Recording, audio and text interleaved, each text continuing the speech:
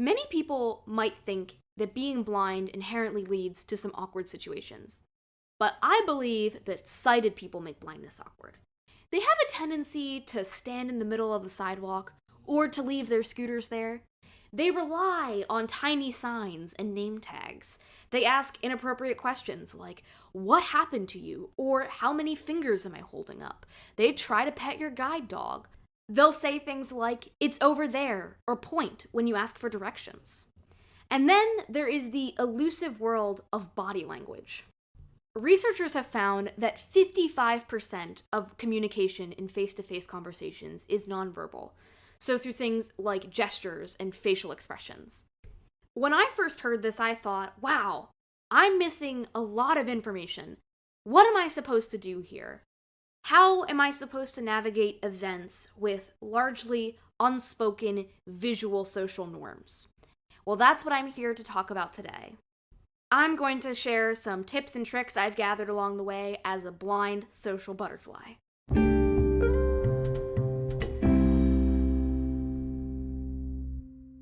Hello, everyone. Welcome back to another episode of Legally Blonde and Blind. I hope you all had a great summer. I personally spent the last 2 months interning at PwC in their Washington, D.C. office. I worked in their deals transformation practice, which was part of their consulting division, and we essentially worked with clients that had recently undergone a merger, acquisition, or any type of deal that changed their organization structure. PwC is a massive firm with over 300,000 employees, and I think it's safe to say that I met hundreds of associates, managers, and fellow interns throughout the summer.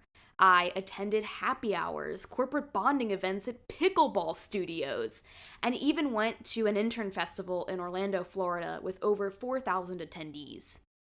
I may have made it sound like rainbows and sunshine on my social media accounts, but the truth is these social engagements took a lot of energy out of me. I'm a very extroverted person. I'm not afraid to go to a restaurant or a bar by myself. You often hear the phrase, "It's not what you know, it's who you know."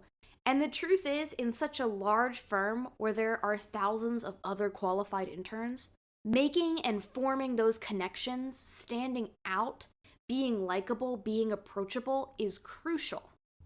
And I'll be honest, attending some of these events stressed me out. When looking back at this summer and any other time I've experienced some form of social anxiety, which yes, still does happen to extroverts who enjoy public speaking, I realized that a large piece of it had to do with my vision. We as blind people have to navigate some very unique social encounters because chances are, if we're in a room with hundreds of other people, we're automatically going to stick out. People are going to notice the girl with the guide dog, or the white cane, or the really white hair. And it turns out I'm not the only one who feels this way. Studies have shown that people who are blind or visually impaired are more likely to experience social anxiety. So why is that? In today's episode, I want to talk about meeting new people, both in a professional and personal context. I want to think of ways that blind people can thrive in large social settings, like happy hours, or office holiday parties, or college orientations. Anywhere where you're meeting large groups of people in spaces designed for those that are sighted. So to start off, why is socializing and networking sometimes more challenging for those who are blind? Well, the reason that immediately comes to mind for me is that humans have developed a vast, largely unwritten set of social norms and rules. Think of body language, facial expressions, thank you notes, presence, and conversational flow. A lot of it is never explicitly taught to you, and a lot of it is visual. So those who are blind, neurodivergent, or have other sensory disabilities may struggle to fit in society's expectations for our behavior. A lot of sighted children learn social cues via observation, but for people like me who are blind or visually impaired from birth, we have to explicitly be taught those things. For example, my parents had to sit down and explain to me that my friends made eye contact while I was talking to them. They would have to constantly remind me not to stare at the lights and to look at people when I was speaking to them. I also had to be told that people could see me picking my nose or adjusting my underwear, which is kind of gross, but it's true. There's a lot that we can't see. And for those losing their sight, I'm sure it's hard to adjust to the lack of visual information you're getting in conversations. If you're used to seeing people's body language and facial expressions, you're probably going to miss it. There's also the fact that a lot of social activities and event spaces are not designed for those who are blind. I immediately think of things like name tags and signs at conventions, which are absolutely useless to me. My favorite response when somebody tells me to look for a sign is that my guide dog is very smart, but she cannot read. That is her kryptonite. There's also the fact that a lot of events are inherently very visual. This summer, for example, I got invited to a game at the National Stadium and a pickleball night. Events like escape rooms, mini golf, or watching a sports game at the bar are oftentimes harder for people without vision to enjoy. This is a personal pet peeve of mine. I wrote it in all caps in my notes, but buffets. I absolutely hate buffets, and let me explain to you why.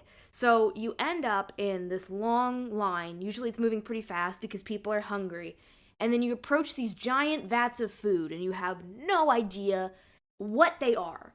So you usually have one of two options. You can either try to find the labels, which are these minuscule pieces of metal at the end of the table, or you can ask somebody for help. Which sometimes goes great, but then other times they either look at you like you have 5 heads, or they think you can't serve your food yourself. And then you have to walk back to your table with your guide dog or white cane, your plate, your drink, your utensils. I'm just not that coordinated. Beyond the fact that the physical layout and design of social events is oftentimes not very accessible to those with low vision, there's also many people that are very uncomfortable with white canes, guide dogs, or any other mobility aid that visibly marks somebody as disabled. I've talked about this a lot on the show, especially with my episode about guide dogs and access issues, as well as my white canes episode, White Canes in the Wild. But I wanted to dive deeper into how this discomfort impacts us socially. So for white canes, what I've generally observed is that people, at least those that are slightly observant, stay away from you. And it's great while you're on the street or at the metro and you're just trying to get where you need to go. But when you're at things like a happy hour or at a convention exhibit hall, sometimes you want people to come up and say hi to you. Guide dogs, on the other hand, are often described as a very social mobility aid, and that's very true. As someone who's used both, a lot more people come up to me when I'm with smalls than when I use a white cane. Generally, I've encountered 2 kinds of individuals. The first group of people are those who don't like dogs and really want you to know that they don't like dogs. Now, I understand that some people are allergic or afraid of dogs, but what gets on my nerves is when people think that their dislike of dogs should outweigh my right to exist and be included in public spaces.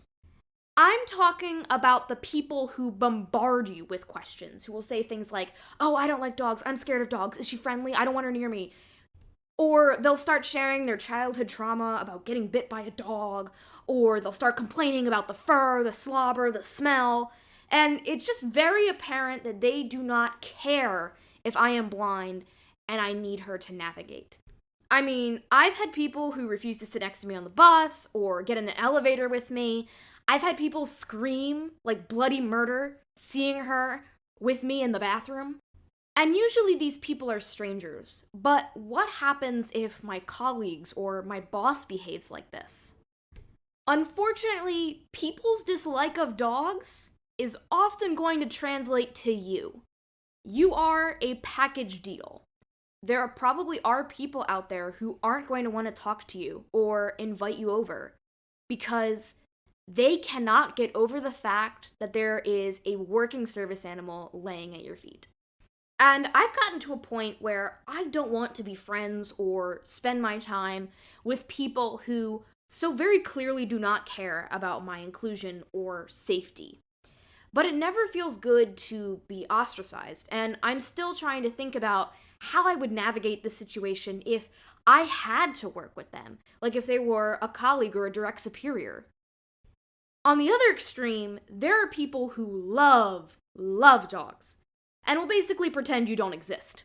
There are some people who will say hi to your dog or start petting your dog while completely ignoring you, which is very rude.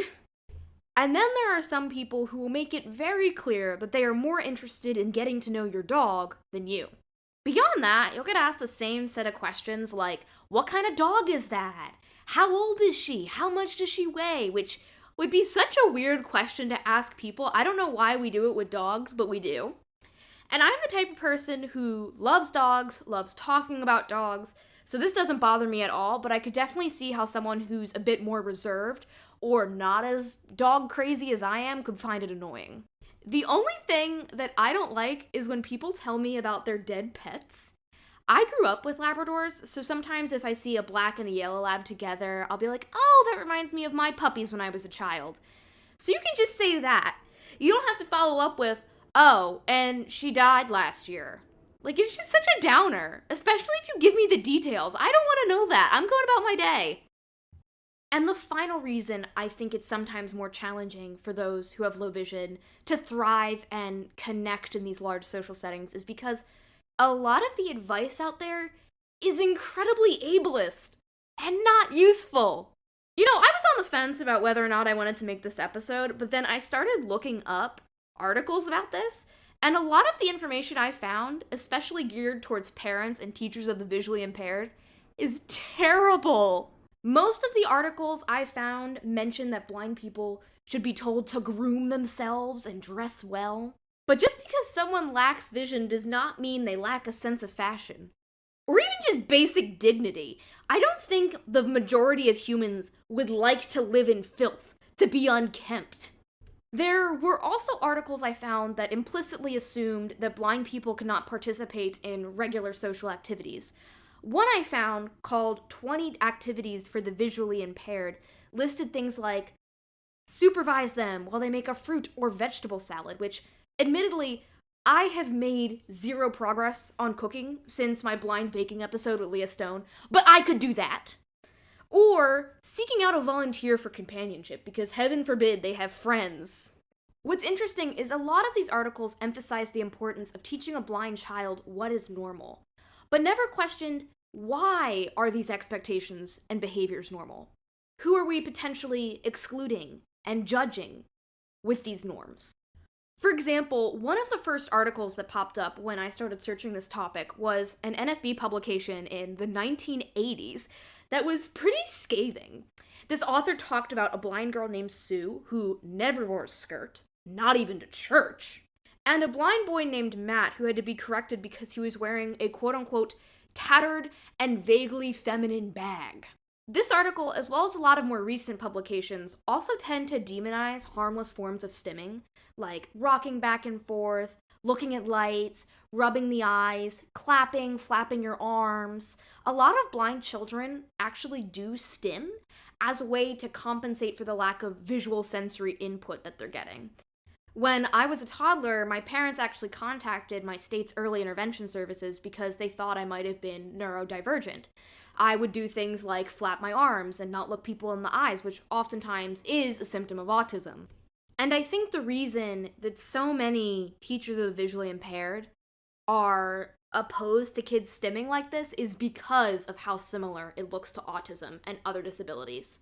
Overall, I think it's really frustrating and unfair that we as blind people have to work so hard to act normal and to make neurotypical, non-disabled people feel more comfortable with our existence. But I can also see where a lot of these TVIs and parents are coming from, because right or wrong, the majority of people will judge you or think you are weird if you do not fit the social expectations. If you don't make eye contact or start rubbing your eyes during a job interview, there is a good chance it will negatively impact your chances of getting an offer. And it sucks.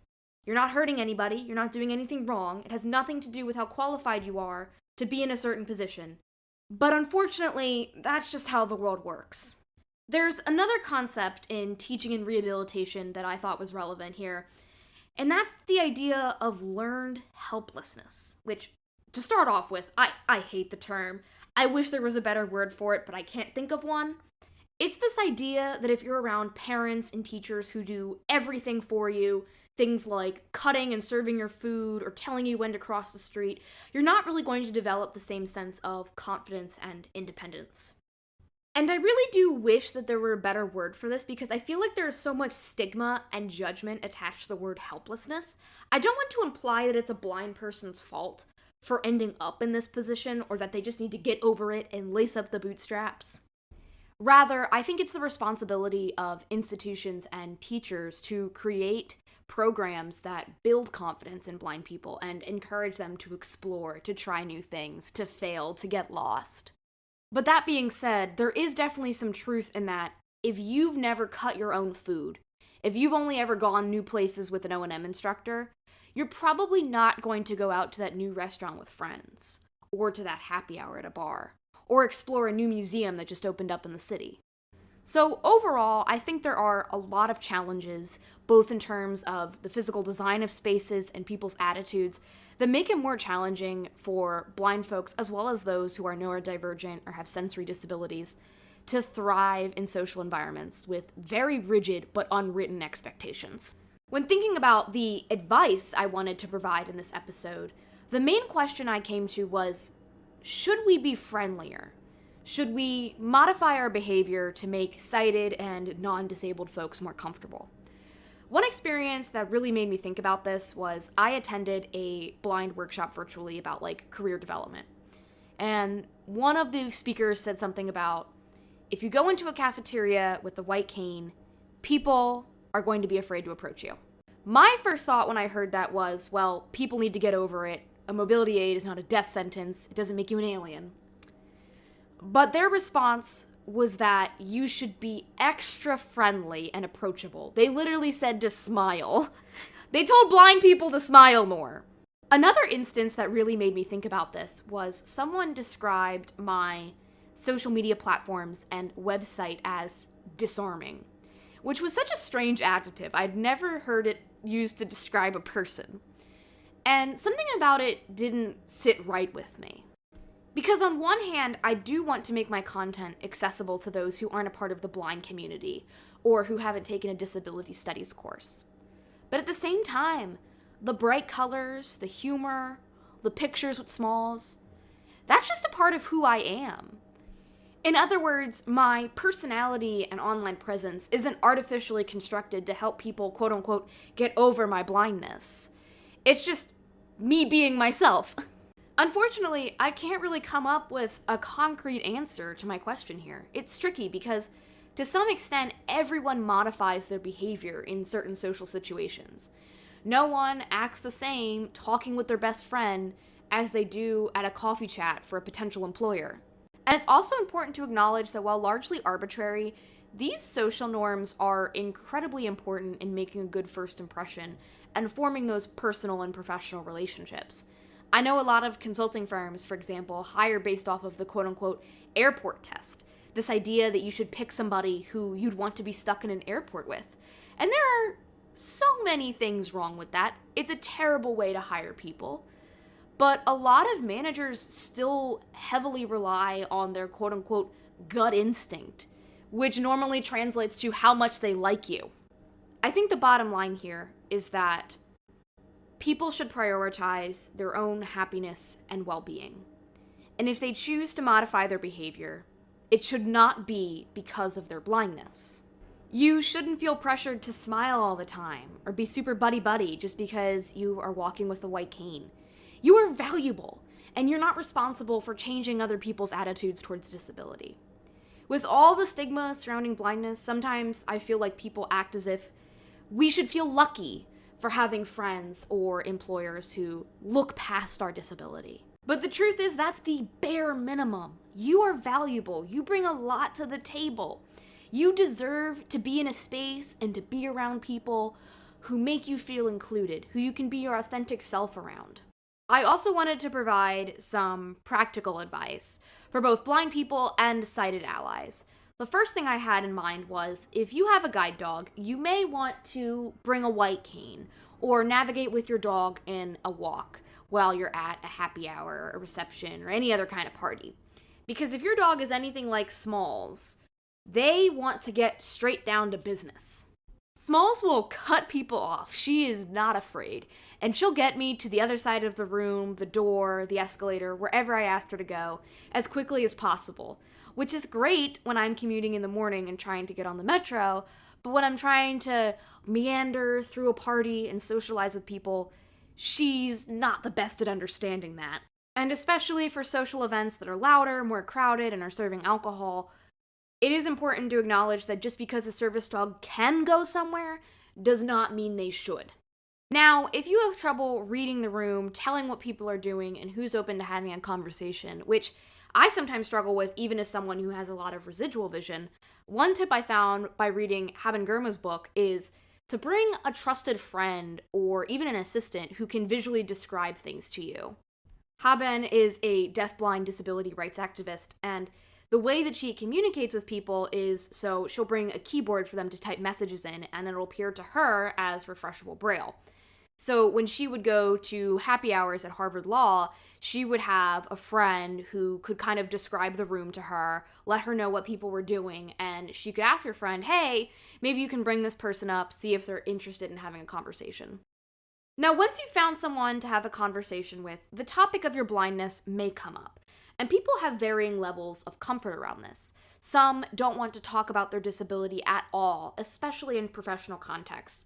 But for me, as someone who hosts a podcast called Legally Blonde and Blind, and as someone who posts a lot about disability advocacy on social media, it inevitably comes up. My tip here is to use blindness as an opportunity to talk about who you are. You don't have to just sit there and satisfy people's curiosities about how you get dressed in the morning or do your makeup or cross the street.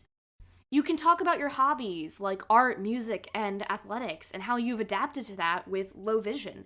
You could talk about your interest in advocacy work and how disability intersects with other identities that this person may be interested in. You could talk about your accomplishments. I think people should know about the dedication it takes to complete an NFB training program. I mean, that's 9 months, and you do woodshop. That's really cool. For me, I like to tell people, especially employers, about the communication and teamwork it takes to work with a guide dog. I think of these conversations as an opportunity to broaden people's horizons, to think of blindness in a different way, and to appreciate the way that I navigate the world. Though, to be clear, you are not obligated to do that. You don't have to be the blind ambassador just because you're the only one in the room with a white cane. That being said, if you don't want to talk about blindness, which honestly sometimes I'm not in the mood to do either, I recommend asking people about themselves. People love to talk about themselves. And trust me, they would be more than happy to share with you their life story if you give them the chance. I think the art of learning to gracefully leave conversations is also really important here. You could always say something like you need to freshen up or get a drink, get more food at the buffet, but it was really nice meeting them. I honestly think at parties and larger gatherings, people aren't expecting you to speak with them for 30 minutes on end, so you usually have a lot of outs. Also, guide dogs are like babies in that you can use them as an excuse to get out of a lot of social situations you don't want to be in. You could always say, oh, I think Smalls has to go to the bathroom or get a drink. I am so sorry, but I have to go. But don't use that too often because I made this episode to give advice on how to be more social, not antisocial.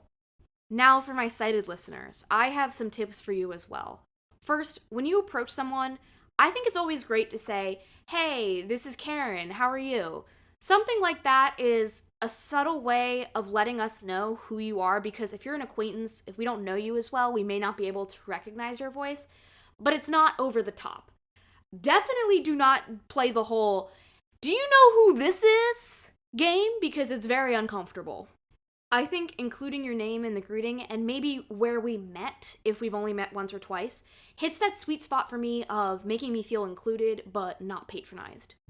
My next tip is specifically in regards to guide dog handlers, but center the human, not the dog. I love dogs. I love talking about dogs. I totally get it. But if you pass me and you only say hi to Smalls, I'm not going to be very happy. I think most handlers can tell when people are genuinely interested in being friends and getting to know us versus they just want to pet our dog. I always like when people say hi to both of us, but in a tone that won't distract Smalls. One of my professors last semester, for example, every time I entered the room would be like, "Hi ladies, how are you?" And it would just be me and Smalls. But something like that, I think, makes me feel included. I don't want to be in an environment where people flat out pretend my guide dog doesn't exist. That's something that makes me very uncomfortable. But I also do want to be the center of attention. Like, I should be your main focus, not my guide dog. And finally, if you are hosting any type of event, please think about accessibility, and not just for those of us that are blind. If you're planning on going out to dinner, maybe check out and see if the building is ADA compliant, because it doesn't just benefit wheelchair users. As a service animal handler, I can tell you that shoving a 60-pound Labrador into a regular-sized bathroom stall is not fun. Smalls and I went to a restaurant in Georgetown that's in this old building, so it isn't ADA compliant at all. The bathrooms are up this steep flight of steps, and they didn't have any wheelchair bathrooms. And she almost got stuck. We had to do some Tetris to get out, and that wasn't particularly fun. You could also think about things like, are there any strobe lights or any other sensory concerns I should make people aware of before attending the event? Am I accommodating dietary restrictions? Would somebody in a wheelchair be able to enjoy themselves and navigate this space? If you're doing an activity like an escape room or Topgolf, who is and isn't that accessible to? Because at least for me, all the escape rooms I've been to are incredibly visual, and usually I feel like I can't be a part of the team because other people are just like looking around and finding things much quicker than I could. And obviously, with accessibility, nothing can ever be perfect. You can't meet everyone's needs all at the same time. But I think just being open-minded and considerate of it is a great place to start. Sometimes with Georgetown events, for example, I'll see an email listed or Google form you can fill out if you have any accommodation requests. And it's just nice to know people are thinking about that when they're planning these events. Another thing, too, is try to eliminate hazards. So think of things like wires on the floor or those types of signs that are on those easels with the really thin poles. I don't know if I'm describing it well, but I've tripped over at least 20 of those in my lifetime. Especially if you're hosting an event where alcohol is going to be served, it'll help everybody, not just those of us that are blind. And with that, thank you all for listening to another episode of Legally Blonde and Blind. I hope you enjoyed my perspective on socializing and networking as a blind person. I'm actually now in the mood to go to a party, so if you're planning anything, let me know, because now I'm revved up. Anyways, if you enjoyed today's episode, please subscribe to Legally Blonde and Blind on Spotify, Apple Podcasts, Google Podcasts, YouTube, and anywhere else you get your shows. You can also stay up to date by following my social media pages on Facebook, LinkedIn, and Instagram at Legally Blonde Blind. You can also find more information on my website, including the transcript and show notes for this episode, at legallyblondeblind.com. Thank you all for listening, and I hope to see you soon.